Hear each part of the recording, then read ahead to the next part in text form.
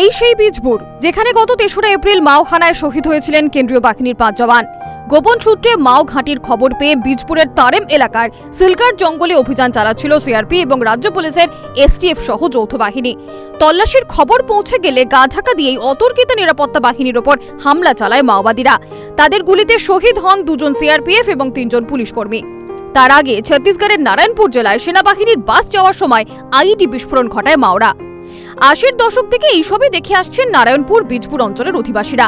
উন্নয়নের কোনো ছোঁয়াই এতদিন তাদের কপালে জোটেনি। কিছুদিন আগেই পাকা রাস্তা পেয়েছেন, আর এই প্রথম বিজলি বাতি আসতে চলেছে গ্রামে। স্বাধীনতার ৭৫ বছর পর এই প্রথম। ये सड़क का जो निर्माण हुआ है ये बहुत ही चैलेंज से भरा हुआ था। सालों से अपना बीजापुर से लेकर आवापल्ली से बासागुड़ा ये सड़कें बनती गई।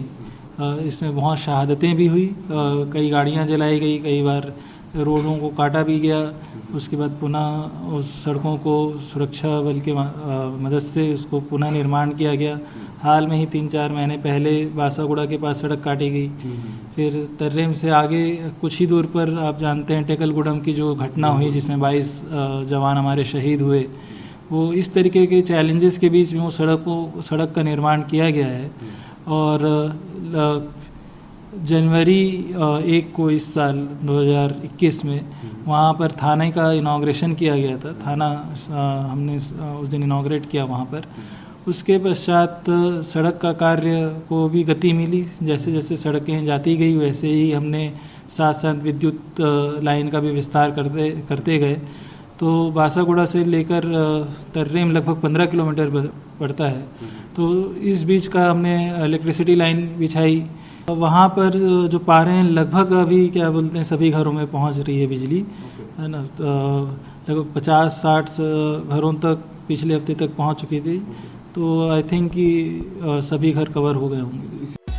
এই যে উন্নয়নের সড়ক পথ তৈরি হলো, এই পথ ধরেই ধীরে ধীরে গ্রামে তৈরি হবে রেশন দোকান, স্বাস্থ্যকেন্দ্র, স্কুল। এখনো পর্যন্ত রেশন আনতে 15 কিলোমিটার দূরে যেতে হয় তারেমের বাসিন্দাদের।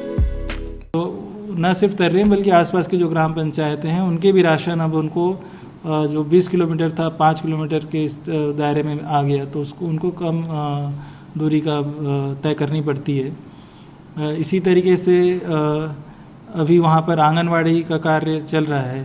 आंगनवाड़ी आने से वहाँ के जो बच्चे हैं, जो क्योंकि एक ऐसा क्षेत्र है जहाँ कुपोषण भी एक बहुत बड़ा चैलेंज है, तो हम उसको आंगनवाड़ी उस क्षेत्र में पहले जो ग्रामीणों के घर में चल रहे थे वो अब वहाँ पर आंगनवाड़ी में संचालित होना शुरू हो जाएगा जल्दी। साथ ही हम उप स्वास्थ्य केंद्र भी वहाँ पर बना रहे हैं जिसका काम जल्दी ही पूर्ण हो जाएगा। तो वहाँ के क्षेत्र में जो एक सामान्य क्षेत्र में जो सुविधाएं होती है वो सारी सुविधाएं हमारा उद्देश्य ग्रामीणों को वहीं पर मिले और भय का जो वातावरण पहले रहा है वो वहाँ से खत्म हो।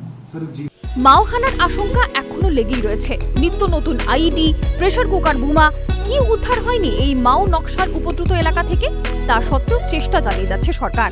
अब देखेंगे कि लगभग हर दूसरे दिन तीसरे दिन हमारी जो सुरक्षा बल है वो कोई ना कोई आईडी को डिफ्यूज़ कर रही है। बीच में जो पुलिया है उसके नीचे पर एक ग्रामीण और उसके मवेशी आईडी के चपेट में आ गए थे, आपको याद हो तो इस तरीके के जो ये सड़क बिल्कुल चप्पे चप्पे पर आईडी, चप्पे चप्पे पर किसी न किसी चैलेंज से भरपूर था।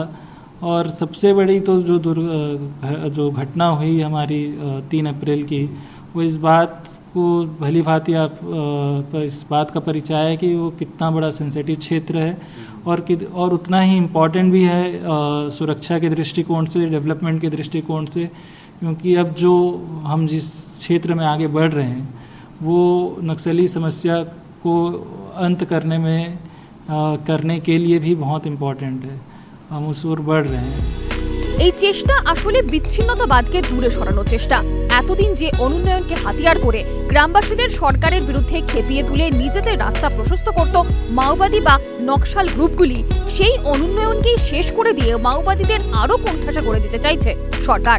75 বছর পর স্বাধীনতার প্রাক্কালে যে আলো পৌঁছচ্ছে বীজপুরে, সেই আলো বিচ্ছিন্নতাবাদ দূরে সরিয়ে এগিয়ে চলার আলো, উন্নতির আলো, সংহতির আলো। Bureau report, Calcutta television network.